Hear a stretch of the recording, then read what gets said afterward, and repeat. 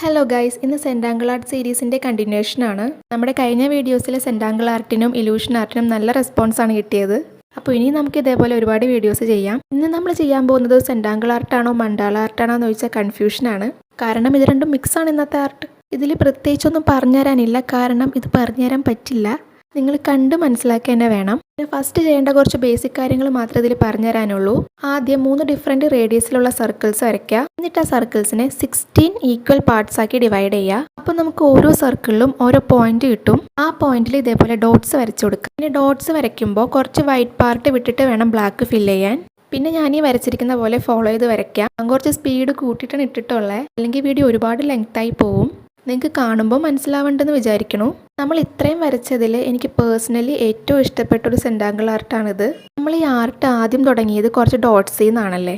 ആ ഡോട്ട്സിൽ നിന്നാണ് നമ്മൾ ഈ കാണുന്ന ഡിസൈൻസ് ഒക്കെ ഡെവലപ്പ് ചെയ്തെടുത്തത്. ചുരുക്കി പറഞ്ഞാൽ ഈ ആർട്ടിൻ്റെ സെൻറ്റർ ഓഫ് അട്രാക്ഷൻ എന്ന് പറയുന്നത് ആ ഡോട്ട്സ് തന്നെയാണ്. ഓരോ ഡിസൈൻസും ഡെവലപ്പ് ചെയ്ത് വരുന്നത് കാണാൻ തന്നെ നല്ല ഭംഗിയാണ്, കൂടാതെ നല്ല സാറ്റിസ്ഫാക്ഷനും കിട്ടും. പിന്നെ നിങ്ങൾ ശ്രദ്ധിച്ചിട്ടുണ്ടാവും, നമ്മൾ ആദ്യം വെച്ച സർക്കിൾസും സ്ട്രേറ്റ് ലൈൻസും പെൻസിൽ കൊണ്ടാണ് വരച്ചിട്ടുള്ളത്. അത് ആ ഡോട്ട്സ് ഈക്വലായിട്ട് കിട്ടാൻ വേണ്ടി മാത്രം വരച്ചതാണ്. അതുകൊണ്ട് അത് പേന വെച്ച് വരയ്ക്കരുത്, ഞാൻ ആദ്യമേ പറയാൻ വിട്ടുപോയി. പിന്നെ ഇതെൻ്റെ സ്വന്തം സൃഷ്ടിയൊന്നുമല്ല കേട്ടോ. എല്ലാവരും പോലെ തന്നെ ഞാനും പിൻട്രസ്റ്റിൽ നിന്നാണ് റെഫറൻസ് എടുക്കുന്നത്. സെൻറ്റാങ്കിൾ ആർട്ടിൻ്റെ ഗുണം എന്താണെന്ന് വെച്ചിട്ടുണ്ടെങ്കിൽ ഇത് വരയ്ക്കാൻ വളരെ എളുപ്പമാണ്. വരയ്ക്കാൻ അറിയാത്തവർക്കും ഇത് സിമ്പിളായിട്ട് വരയ്ക്കാൻ പറ്റും. അപ്പോൾ ഇതാണ് നമ്മുടെ ഫൈനൽ റിസൾട്ട്. എങ്ങനെയുണ്ട് നിങ്ങൾ കമൻറ്റ് ചെയ്യൂ കേട്ടോ. അപ്പോൾ ഇഷ്ടപ്പെട്ടാൽ ലൈക്ക് ചെയ്യുക, സബ്സ്ക്രൈബ് ചെയ്യുക. ബൈ.